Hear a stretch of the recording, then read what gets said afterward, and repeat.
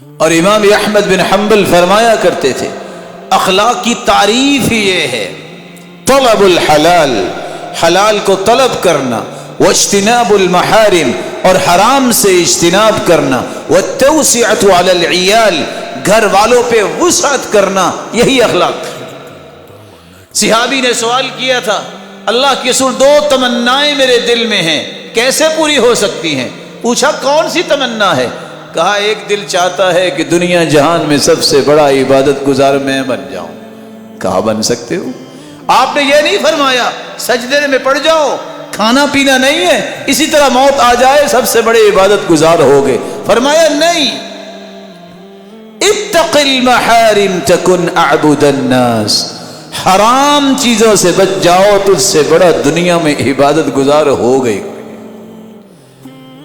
سرتاج رسول ایک اور تمنا ہے، میرا یہ بھی جی چاہتا ہے کہ میں دنیا میں سب سے بڑا امیر بن جاؤں۔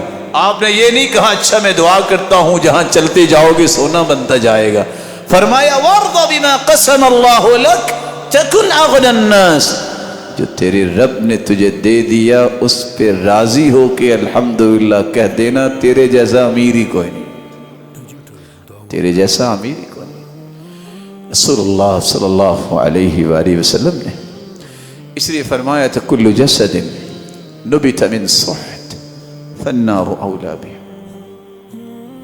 اور سیدنا ابو بکر صدیق رضی اللہ تعالیٰ عنہ فرمایا کرتے تھے لا يدخل الجنہ غذی بالحرام، جو حرام سے پرورش پانے والا جسم ہے یہ جنت میں نہیں جائے گا۔ کل جسد نبت من صحت فالنار اولا بہ، جس جسم کی پرورش حرام سے ہوئی اس کے لیے آگ ہی بہتر ہے۔